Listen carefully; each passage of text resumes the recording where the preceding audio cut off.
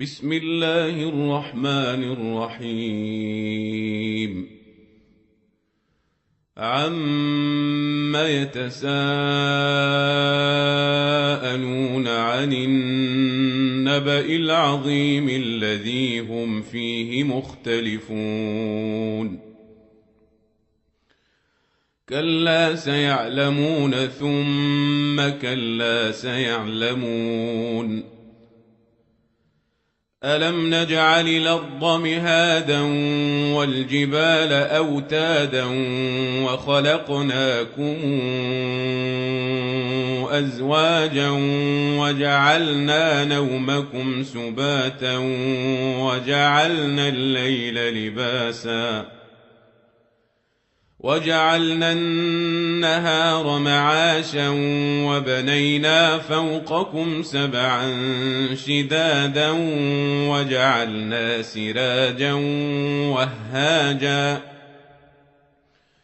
وأنزلنا من المعصرات ماء ثجاجا لنخرج به حبا ونباتا وجنات ألفافا إن يوم الفصل كان ميقاتا يوم ينفخ في الصور فتاتون أفواجا وفتحت السماء فكانت أبوابا وسيرت الجبال فكانت سرابا إن جهنم كانت مرصادا للطاغين مآبا لابثين فيها أحقابا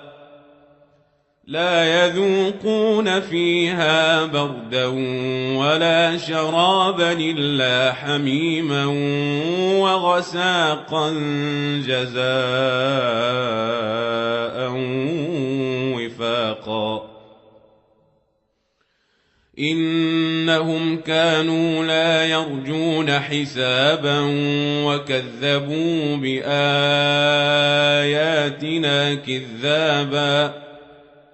وكل شيء أحصيناه كتابا فذوقوا فلن نزيدكم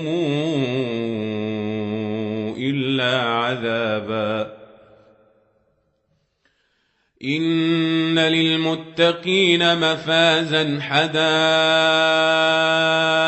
وأعنابا وكواعب أترابا وكأسا دهاقا لا يسمعون فيها لغوا ولا كذابا جزاء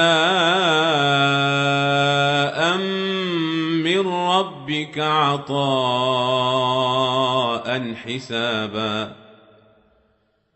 رب السماوات والأرض وما بينهما الرحمن لا يملكون منه خطابا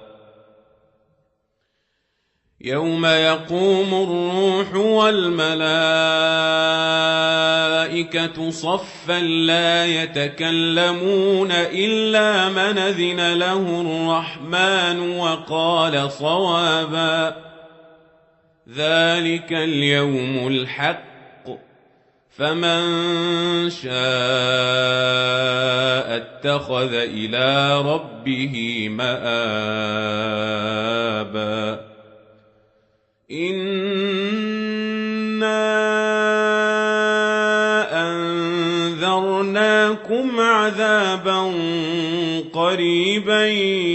يوم ينظر المرء ما قدمت يداه ويقول الكافر يا ليتني كنت ترابا